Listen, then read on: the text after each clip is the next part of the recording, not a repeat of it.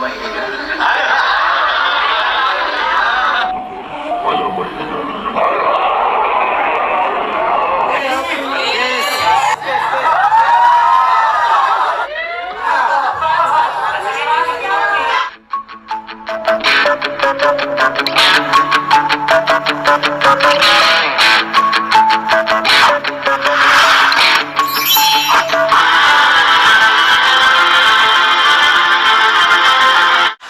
Nawa po sila na magkatuluyan. Di ba? Opo, ano na lang, kung talagang sila para sa isa't isa. Saka sa tingin ko po, no, mga kaibigan, pag sila po ang magkatuluyan po, talagang ano sila, magkasundo sila kasi parehas silang ugali, mabait. Eds, John, nandito naman na tayo. Samantalahin mo na, sabihin mo na kay... Hirap ko eh, Bob. Parang Baka hindi may naman tamang simpo ah. Nakabahan ako eh. Ito na yun, Eds, Baka may sasabihin pag Eds, ito iba. na yung tamang kami. Samantalahin na rin natin kasi Masalita na. baka mamaya, si nanay magbabakasyon. Oo nga. Eh, Oo siyempre, nga. nandito silang dalawa. Oh.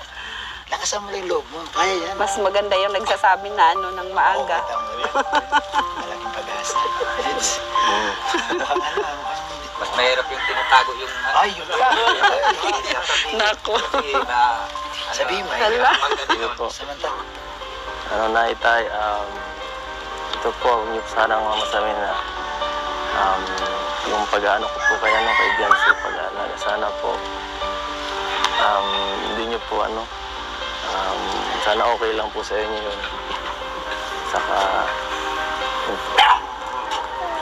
kung pwede lang po ay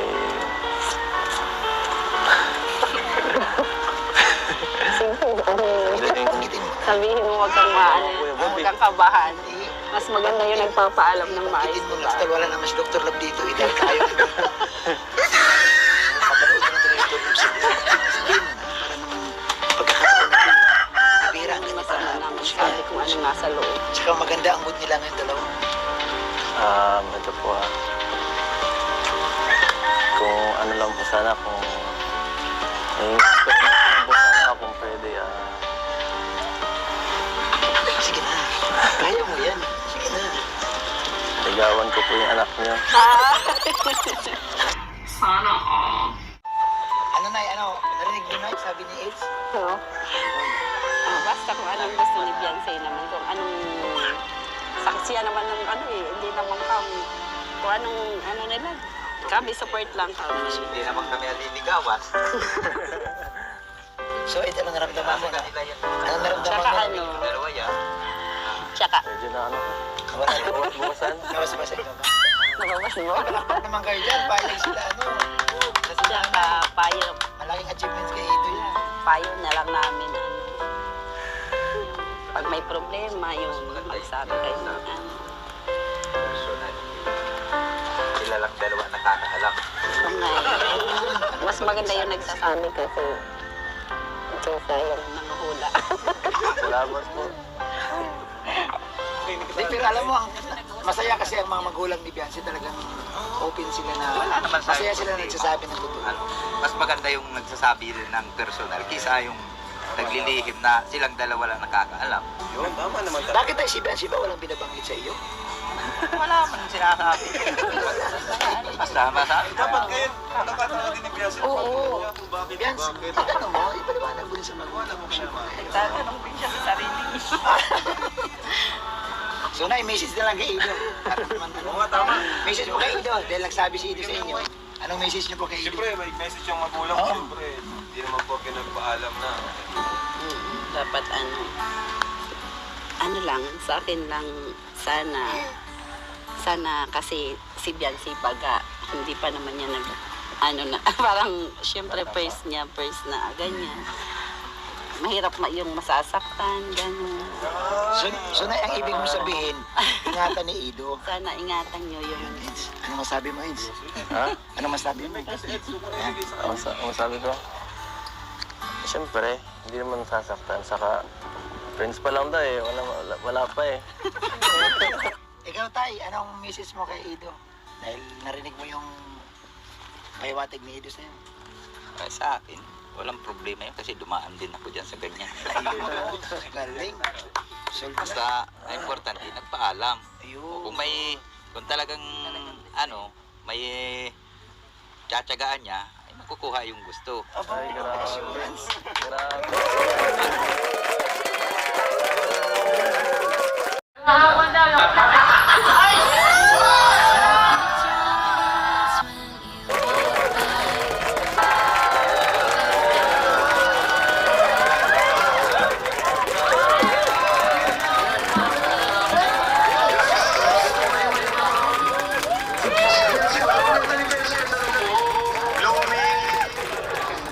So ayan, bigyan na natin kay Biancy ang mic. Alam mo, may rules kami sa mga babati, may kiss.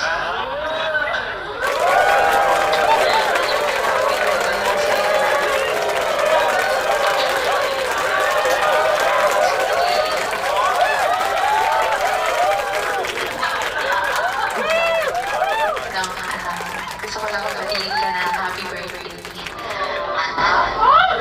Masaya ako kasi kasi nag-outing ako ngayon sa nagpapasalamat ako sa lahat ng pinagsamahan natin.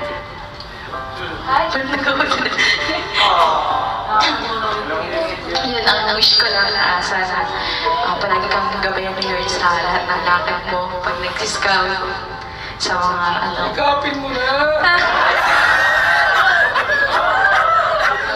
Yan, salamat sa mga sponsors. Yan, dumating, nag-effort, pumunta dito talaga kahit malayo. At iba pa. At syempre, huwag natin kalimutan sila Kuya Val, sila Kalinga Brad.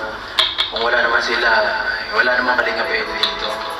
At syempre, sa mali. Ikaw, salamat din sa lahat. Wala naman ikaw, hindi ko alam mo. Nangyayari sa aking karir yan, salamat basta sa lahat. Ba't ka late? Kapin ha! Okay sa lahat ha. Yakap!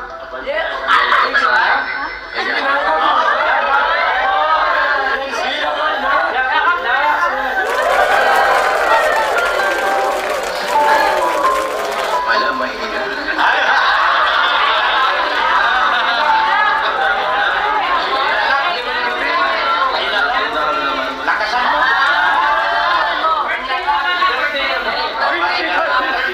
Higpitan mo!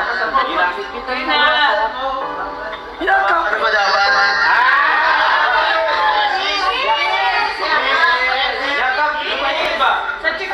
May yakap si Biancy. Si! May yakap lang. Birthday pati?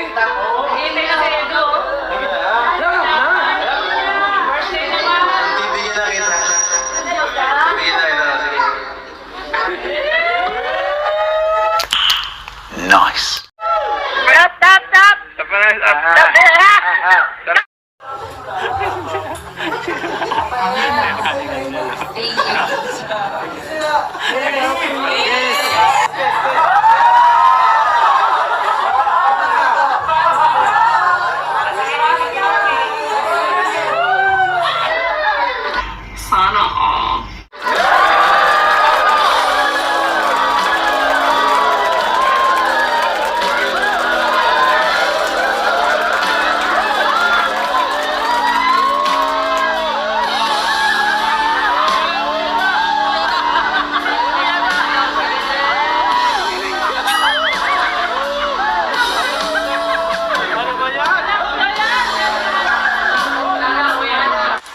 Meron ka bang nararamdaman na parang may something yung dalawa?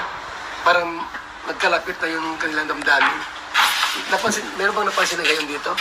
Ano po, ang naano ko lang po talaga si Beyonce kasi nagsasabi po talaga baga siya sa akin na kung ano nararamdaman niya. Oo. Talagang talaga, gusto niya na si Edo. Gusto niya si Ido? Akras niya si Pambira yan. Crush niya daw talaga. Akras niya? Nag-amin. Tapos yun yung sabi ko sa kanya. Sabi ko, huwag kang maghintay ka na ikaw yung sabihan ng lalaki. Siya nga naman. Ikaw yung mag-uuna kasi pangit po pag yung lalaki. Parang ikaw yung sabi ko sa kanya. Grabe ano, talagang Ano kaya ay... matinding bulong yan. Parang na-first love baga pag wala. Oh, Shui baga na ulitin Ayun nito. po. Ibang presko ay, mayroon pang lalaki na preskong Ayun presko. nga po. May lalaking talagang parang mahangin. Mahangin, no? Sino pa ito po, magalang talaga siya. Tsaka mahihain po din kasi. Mahihain din siya, no? Pareho po sila baganit yan si mahihain. Maya hindi. Kaya na Tupak. Mapresko, paano itong ganun? mahihain si si Ed. Kaya naintindihan ko naman namin. Opo. Sa bagay, mas maganda po yung ganun kaysa sa mayapang. Yan nga, tama naman. Pangit yung sobrang yabang kaya. Opo. No? Yung parang magaslaw kung kumilos kumbaga. Gusto ata ng mga tao na makita nila na si Papa Edo nag-aakbay kay Jancy. Ay! Alangan po. Diba? Ano naman, siyempre po, may privacy naman po Oo sila. naman. Tsaka, Alangan po kada may video, magkita sila na, siyempre, kahit nga po tayong mga mag-asawa, hindi po tayo pagmatao, hindi po tayo nagpapakita ng magyakapan dyan sa ano, kasi respect po ba? oo, tama. So si Edo po ba ay, kumusta po sa inyo po? Okay naman ang kanyang ano? Hindi kasalamuha sa inyo? Okay naman po. Okay naman po, no? Mabait naman po siya. Mabait naman po siya. Magalang, marespeto. Ano po, may parang parehas po sila mainhin. Mahinig pa rin sila. Bait. Hindi mahangin si Papa Edo.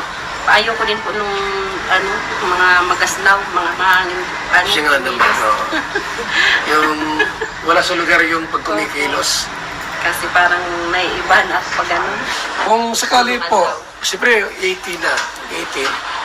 Kung sakali po si Papa Edo po, si Edo po ay mag-propose sa inyo na, Nay, pwede bang ligawan ko yung anak ninyo, si Beyonce.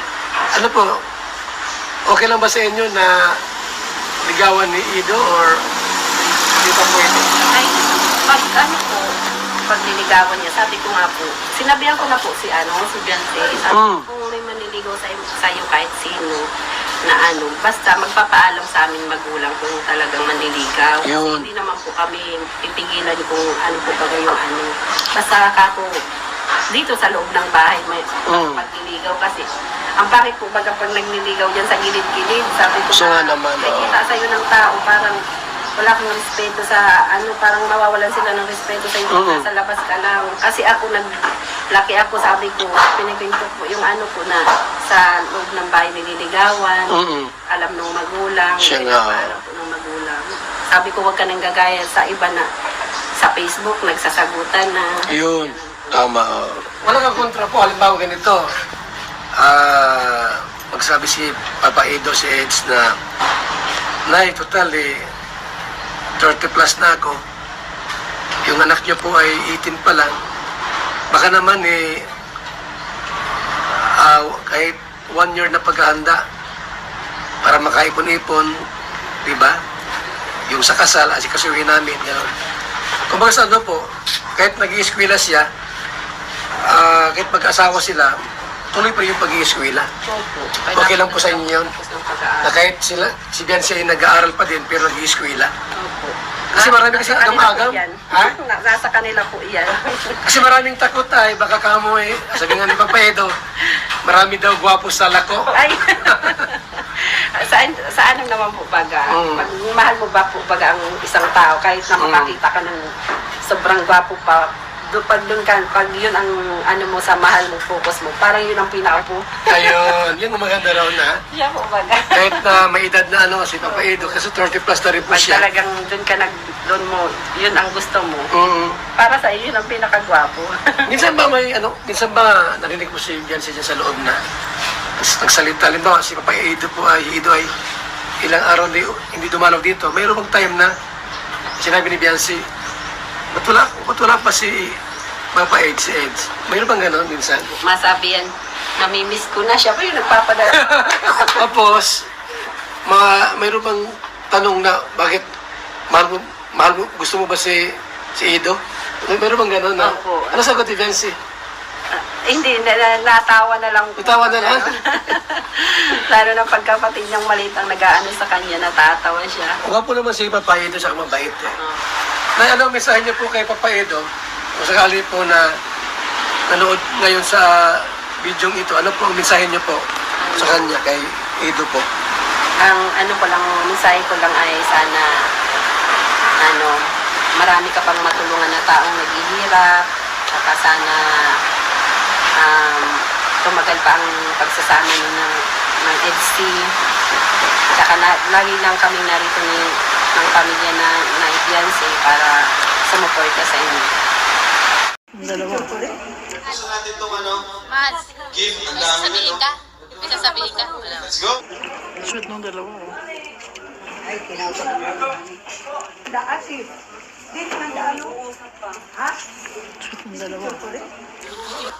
Comfort or... Alright, tapos ito buksan mo. Ano yung Edo?